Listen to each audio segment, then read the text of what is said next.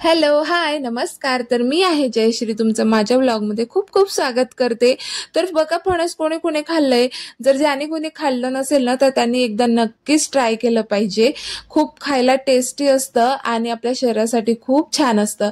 तर बघा, हे अर्ध पिकलेलं फणस आणलं होतं. तर मला फणसचे गरे घ्यायला जायचं होतं, कारण मला ते तोडायला आणि तिथल्या तिथे तोडून खायला ताजं ताजं एकदम फ्रेश खूप आवडतं. म्हणून मग मी जाणार होते, पण काय झालं ना, भूमीचे पप्पा आधीच गेले होते बाजारामध्ये आणि त्यांना काहीतरी काम होतं. तर मग ते येता येता घेऊन आले. म्हटलं चला ठीक आहे, पण आणताच बरोबर माझा काही तोल म्हणजे असं राहतच नाही. आणल्याबरोबर मला ते असं होतं ना, की फणस मी कधी खाईल आणि कधी नाही. कारण आमच्या घरामध्ये सगळेच फेवरेट माझंच आहे, माझ्यासाठीच येत असतं. माझ्या मुलांना फार कमी आवडतं फणस, पण सगळेच फेवरेट माझं आहे. मग माझ्या मिस्टरांचं तेही माझ्यामुळे खाऊ लागले, कारण त्यांनीही कधी नव्हतं टेस्ट केलं. पण मी आधी माझ्या आत्याच्या घरी गेले होते ना पुण्याला, तर तेव्हा मी छोटी होती, 4थी-5वीत असेल, तर तेव्हा मी टेस्ट केलं होतं. तर मला तेव्हा खूप आवडलेलं आणि त्यानंतर खूप गॅप गेला होता. मग मी कधीच नव्हतं खाल्लं. मग नंतर थोडे मोठे झाल्यानंतर मग खायला सुरुवात केली परत. आणि बघा, आज संडे होता, तर मग भूमी तर म्हटलीच होती की मम्मी पावभाजीच बनवू आपण. आणि आज आमच्याकडे पाहुणे सुद्धा येणार होते. तर कांदा लसूण पेस्ट आधी परतून घेतली आणि मग त्यामध्ये टोमॅटोची पेस्ट घातली आणि बघा ह्या लाद्या आणले. आज काय झालं ना, लाद्या म्हणजे पावचं शॉर्टेज होतं का काय माहिती, 3दा मार्केटमध्ये गेले, म्हणजे दुकानांमध्ये गेले, पण यांना पावच मिळाले नाही. शेवटी अर्धे एका दुकानातून, अर्धे एका दुकानातून असे आणले होते.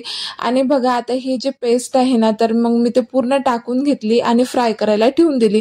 आणि बघा, आज आहे ना, भांड्यांचा एवढा राडा पडलेला असतो. रविवार म्हटलं ना का मला अक्षरशः कंटाळा येतो, असं वाटतं नको हा रविवार. कारण बायकांना, म्हणजे बायका काय, सगळ्यांचीच परिस्थिती मला असं वाटतं की तशीच असत असेल. सुट्टी म्हणलं की एक्स्ट्राची कामं, भांडी आणि ते जास्तच असतं. एरवी तर सकाळी टिफिन होतो, जेवण होतं, जेवढं काय असतं सकाळी पटपट आवरलं जातं आणि मग डायरेक्ट दुपारी आणि संध्याकाळचं स्वयंपाक वगैरे सगळं आवरत असतं. तर आज रविवार असला की नाश्ता, पोरांचं दिवसभर खाणं पिणं, त्यानंतर एक्स्ट्रा म्हणजे कोणी ना कोणी पाहुणे वगैरे येतच असतात. आणि मग एखाद्या वेळेस शेजारची पाजारची सुद्धा येतात. आणि मग हा सगळ्या भांड्यांचा राडा मी आवरून घेतला. त्यानंतर मग आपली पेस्ट सुद्धा कमी गॅसवरती परतून झाली होती. मग म्हटलं चला पटकन यामध्ये मसाला घालते. तर मी इथे 10 रुपयाचा जो मसाला मिळतो ना, तर तोच घालते आहे. मी यामध्ये काही जास्त एक्स्ट्रा घालत नाही. थोडीशी हळद आणि चवीपुरतं तिखट, मीठ, बस एवढंच मी पावभाजी मध्ये घालत असते. म्हणजे अगदी साधी सिंपल जर बनवली ना, इतकी भारी आणि टेस्टी बनते ना, नक्कीच तुम्ही ट्राय करून बघा. आपण त्यामध्ये जिरा पावडर, धना पावडर, एक्स्ट्राचं काय काय काय काय घालत असतो. कधी कधी असं वाटतं खूप टेस्टी होईल, पण माहितीये का, अशी साधी सिंपल भाजी ना खूप जास्त टेस्टी बनते आणि मला तर अशीच आवडते. आणि आज काय झालं, माझी भूमी मला म्हणते माझ्या मम्मीची पावभाजी ना कधी कधी म्हणजे प्रत्येक वेळेस वेगवेगळीच बनते. पण असं काय होतं काय माहिती, प्रत्येक वेळेस वेगळी का बनते? जेव्हा पण बघा हे जे भाज्या ज्या मिक्सचर केल्या आहे ना, तर तेव्हा कधी कमी जास्त होतं. किंवा जो बटाटा असतो तो काही काही वेळेस ना एकदम सॉफ्ट असतो, काही काही वेळेस एकदम रुखा रुखा असतो.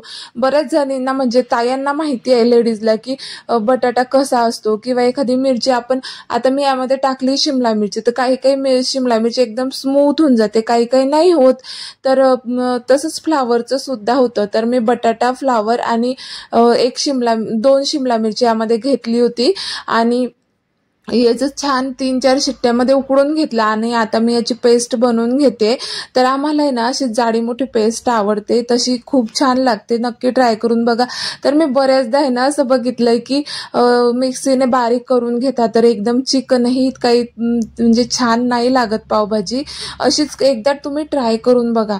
आणि बघा, अशी पावभाजी मी बनवते, अगदी साधी सिंपल आणि झटपट सुद्धा होते.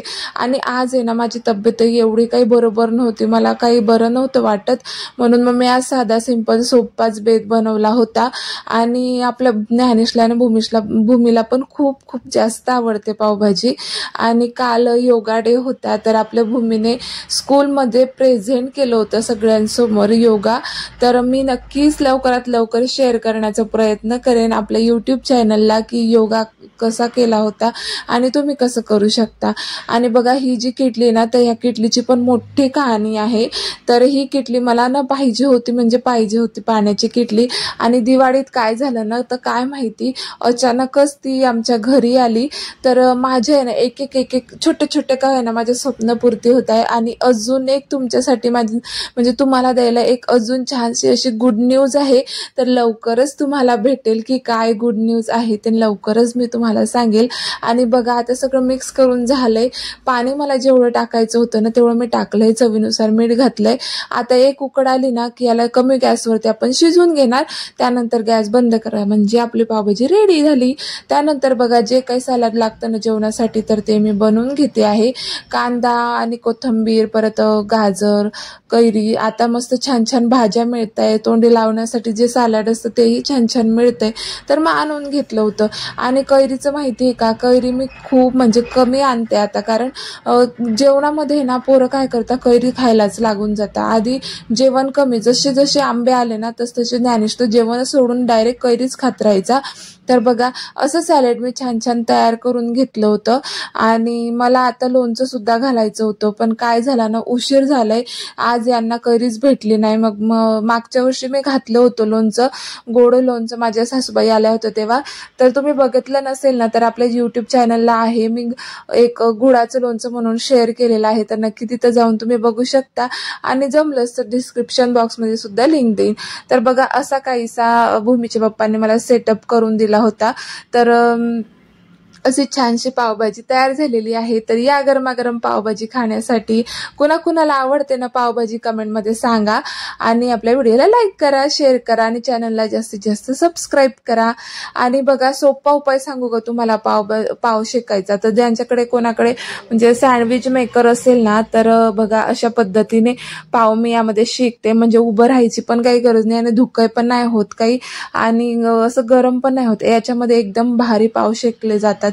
जर तुमच्याकडे नसेल तर तुम्ही घेऊ शकता, किंवा सँडविच पण एकदम मस्तच होतं बरं का याच्यामध्ये. तर हे सँडविच मेकरच आहे. तर चला पाव सुद्धा गरम झाले आहे, तर पटकन या बरं गरम गरम पावभाजी खायला, नक्की या बरं का. आणि आवडलं तर लाईक, शेअर आणि चॅनलला सबस्क्राईब करू नका. बाय, भेटू.